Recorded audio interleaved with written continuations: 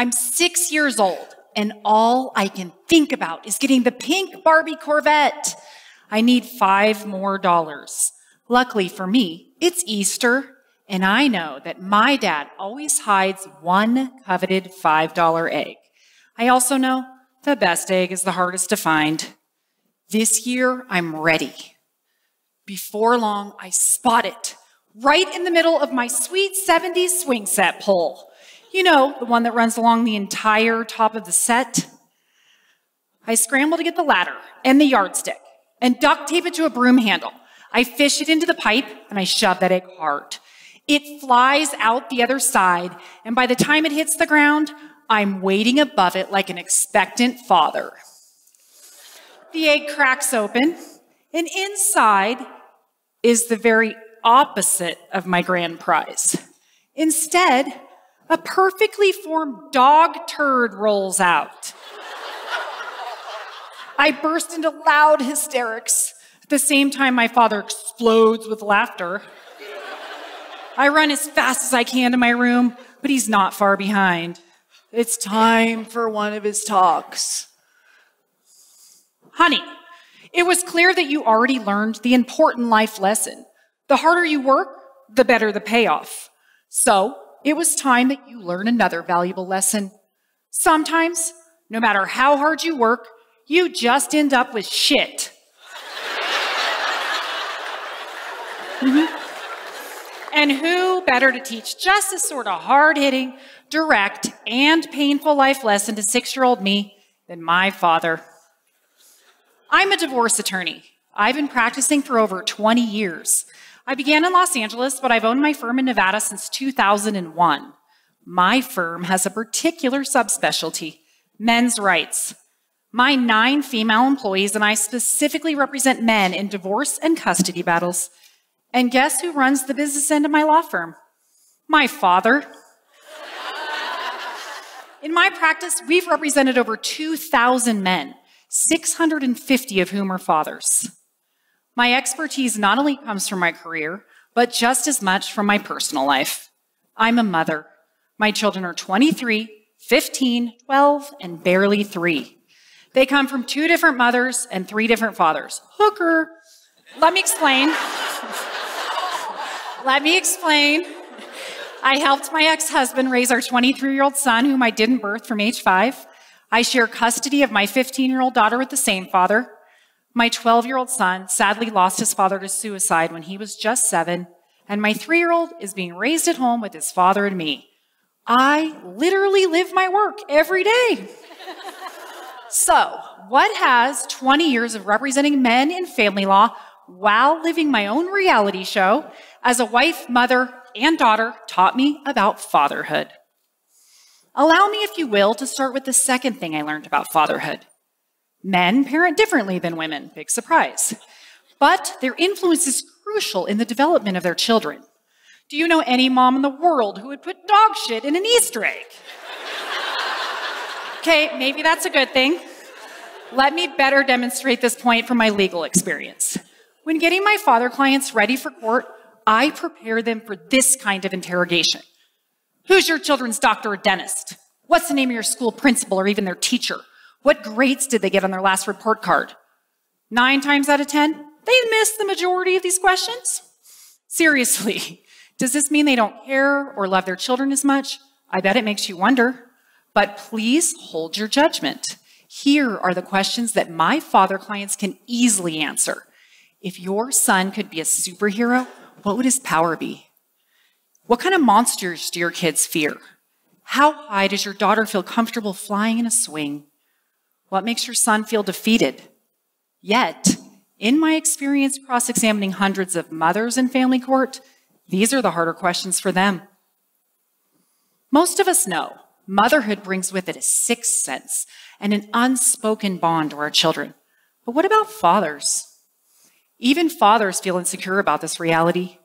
After representing 650 fathers, I can count on one hand those that felt secure in their instinctive role and significance to their children. What's interesting is my anecdotal legal experience suggests otherwise.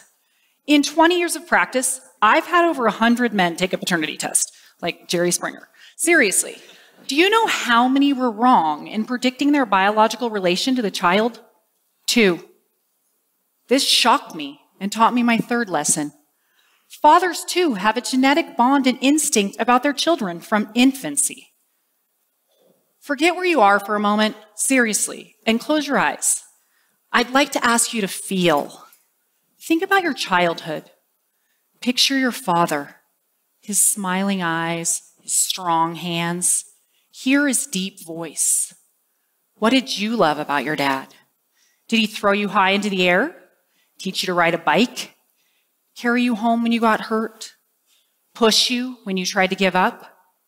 What did it feel like to have a daddy? Secure, fun, challenging. Now, go back in your memories and erase your father from every scene. This is what the other 40% of people's childhoods look like.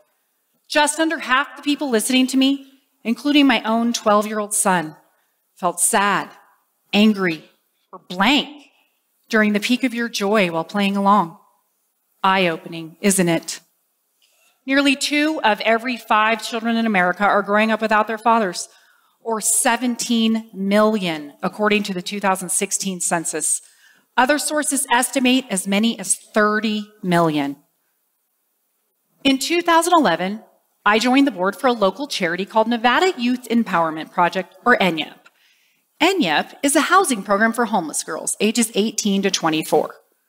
As board president of this small charity, I've been closely involved and gotten to know the girls and their tragic stories over the years.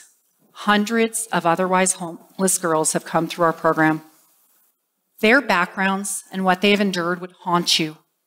Do you know the one thing all of these girls have in common? They all come from fatherless homes. Sadly, these girls aren't the exception. They're the rule. My fourth lesson about fatherhood came from the data. According to the Center for Disease Control, children from fatherless homes account for 90% of all homeless and runaway kids, 71% of high school dropouts, and 63% of youth suicides. While you listen to me speak, you have to be wondering, what makes fathers so crucial? Honestly, the answer is complex and better explored by psychologists. What I can tell you is that the data unequivocally tells us fathers are vital, and yet laws and society undervalue their importance, making it harder for them to be in their children's lives. Even fathers underrate their own value. I know this data upsets a lot of mothers, me included. But advocating for fathers isn't about diminishing mothers. While children deserve both parents whenever possible, this crisis is specific to fathers. The occurrence of fatherlessness is epidemic. The effects are catastrophic, and the causes are male gender specific. Nearly 30 years ago, leading child psychologist Michael Lamb reminded us, fathers are the forgotten contributors to child development. Yet, researchers have found that children with involved fathers have stronger cognitive and motor skills, elevated physical and mental health, become better problem solvers, and are more confident, curious, and empathetic. Sadly, we've had this data for 30 years, and fatherlessness has only continued to rise during this time. The main contributors to fatherlessness are divorce and out-of-wedlock births. Every 13 seconds, someone in America gets divorced. That equates to almost 2.5 million divorces a year. Lucky me.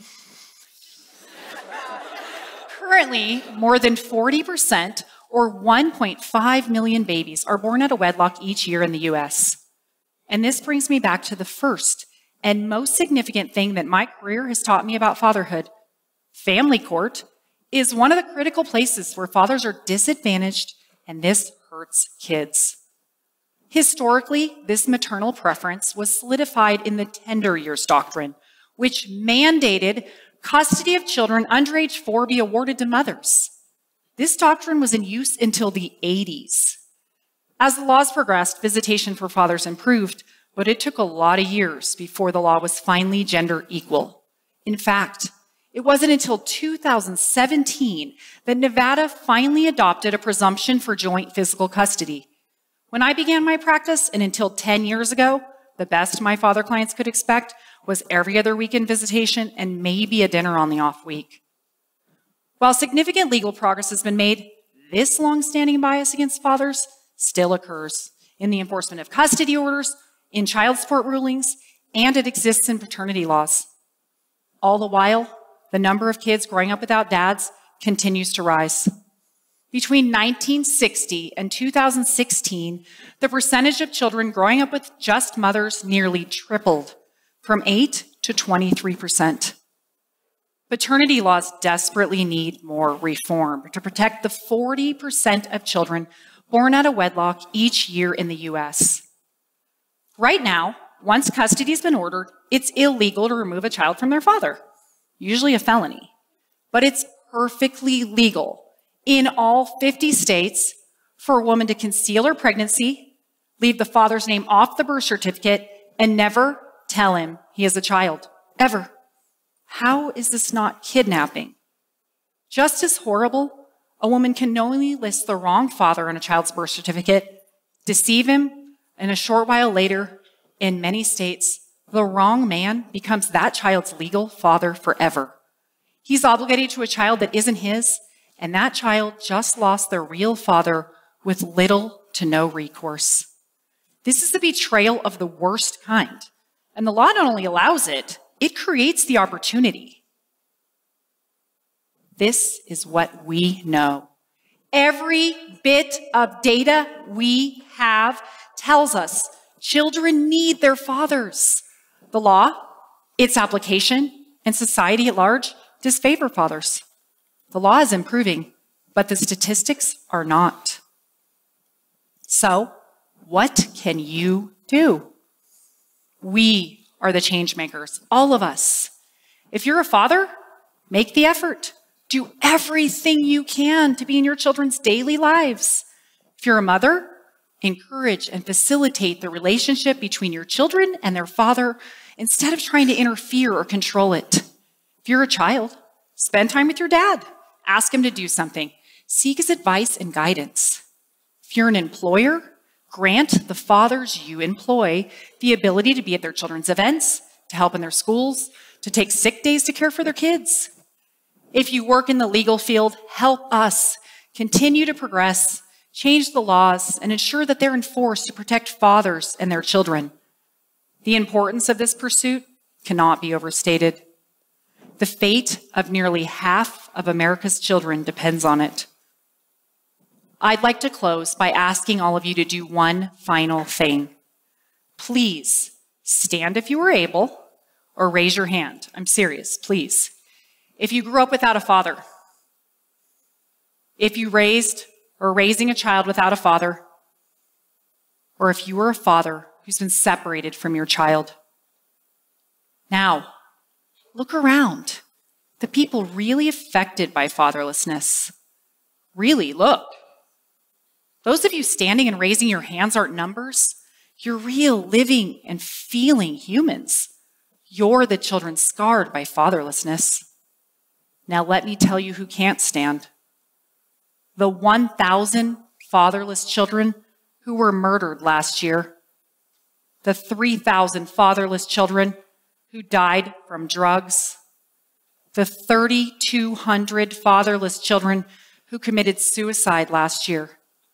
And the 14,000 fatherless children who were incarcerated. Everyone, please stand for them and do everything you can to help the remaining 17 million fatherless children avoid these fates. Thank you.